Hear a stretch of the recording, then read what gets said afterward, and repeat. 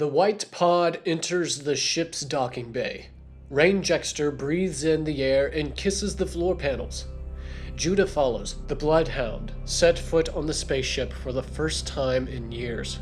He turns his head towards a viewport and stares blankly at the stars.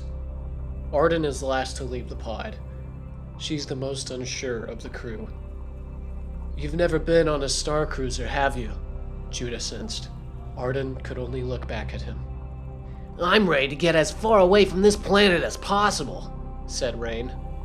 "Where's Waddle?" Rain searched the ship for the little astromech. A toner in the holodeck got Judah's attention.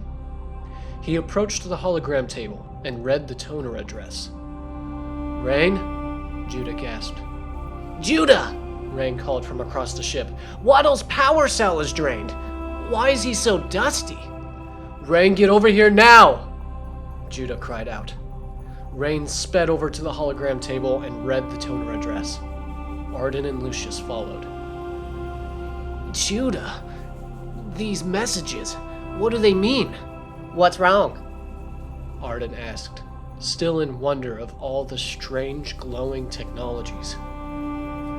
"Some Jedi reached out to me in Rain while we were gone," Judah replied. 127 messages, Rain added, swallowing hard, over the course of 2 years. Silence. Judah paced the floor. "We were on that planet for 2 days and 1 night in between." Rain watched Judah nervously running his hands through his long ears. Judah stopped pacing. "Each day on the Goddess was 1 standard year for everyone else." Arden blinked several times. "I've been on that planet all my life. My parents crashed there before I was born." Lucius Pike's Beskar-armored knees clanged against the floor.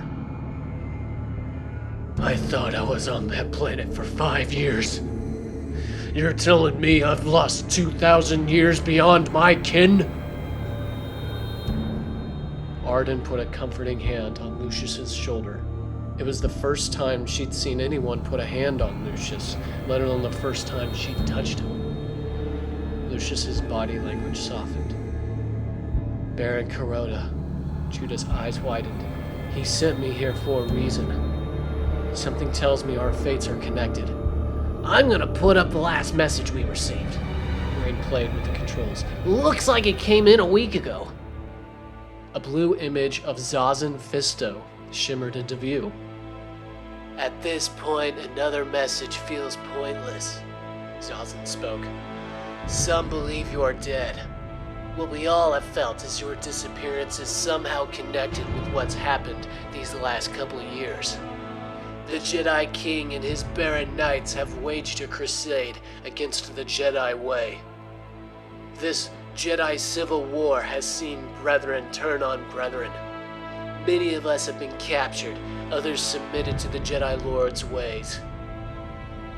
Others have been killed fighting for their freedom to serve the galaxy.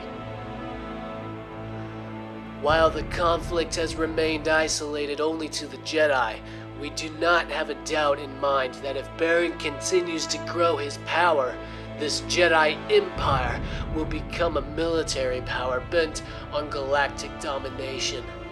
Many masters, including myself, have gathered on Delphi to discuss the next move.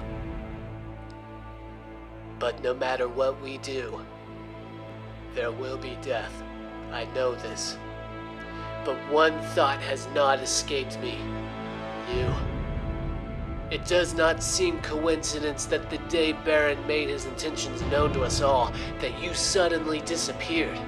No Jedi has seen or heard from you, Judah. And I want to believe it's because you have gone to discover the key to knighthood. Judah Kimono, have you died to yourself yet? Are you truly ready? Are you even alive? If you are, come to Delphi. We need someone to believe in.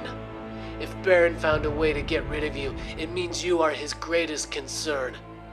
You may, in fact, be our last hope to prevent further bloodshed. I don't know what made me send you another message. Perhaps I've grown desperate. Judah Kimono, you know where to find me. The Force is with you, today and tomorrow. The message shimmered and faded away. But what was faded into a strong conviction was the crew's next big move.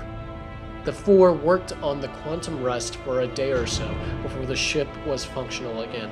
They wasted no time getting to Delphi, and what they found was an incredible crew of Jedi apprentices, knights, and masters gathered in a safe, hidden fortress from the growing tyranny of the Jedi Empire. For the first time, Judah was met with eyes that were warm to him, even excited to see his return. But Judah didn't pay any mind. His resolve was focused on the Masters, who immediately offered themselves to Judah for guidance and direction. The following months saw Judah honing several aspects of his skills into various Masters of the Order. Master Fisto poured all his knowledge of saber combat into Judah. Master Conlo trained him in martial arts. Master Anavrin walked him through various meditation styles and philosophies. Master Prophetess walked Judah through many Force skills and abilities. Master Drayden taught history. Master Lutivian taught mechanical engineering. Master Cephas taught communications, and Master Jasala taught acrobatics. And after 6 months of non-stop work, the Masters gathered in council with Judah. "We've gathered here today, Judah," Zazen opened, "because one last step remains before you earn the title of knighthood." Judah widened his shoulders. "What would you have of me, Masters?" The Masters in the room looked at each other. "Baron Kuroda, you must confront the Jedi King." "Master Fisto, you all have taught me many things, but the simulations aren't anything like challenging the Jedi King to a straight fight." "You have spent 6 months learning many things so that you can find the wisdom underneath.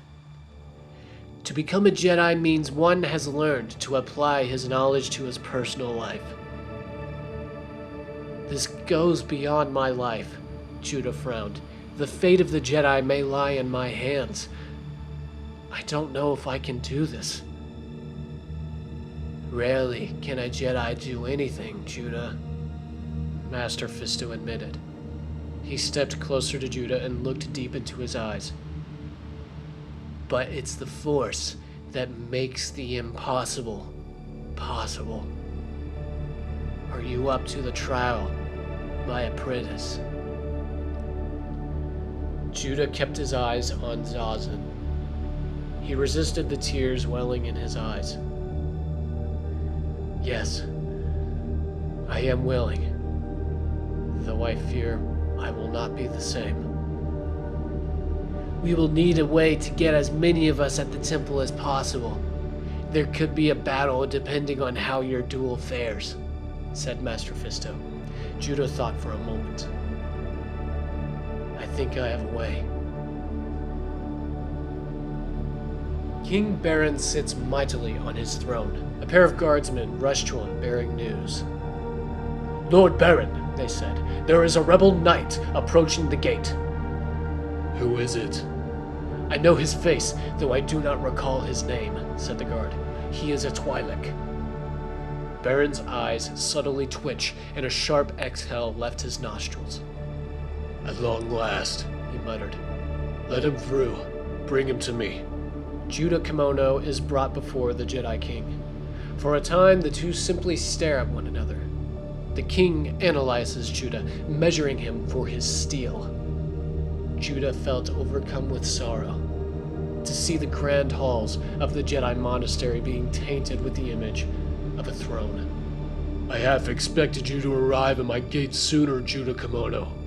"As a matter of fact, I was missing for a couple of days, from a certain point of view." "How was your stay on the Goddess?" "Weird.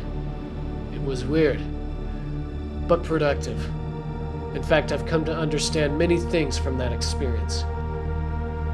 Do tell. The spider's web doesn't exist. You were trapped on the goddess for what felt like a couple of years. When you finally escaped, you were a man lost in time. You're half right. The spider's web was the name the people of my time called it. It took everything I had to defeat myself and rise out of the planet's atmosphere. Now I can finally fulfill my mission. I'm afraid I'm gonna have to slow you down even further. That's unfortunate. I've grown attached to the title of king. Yes, I bet you have.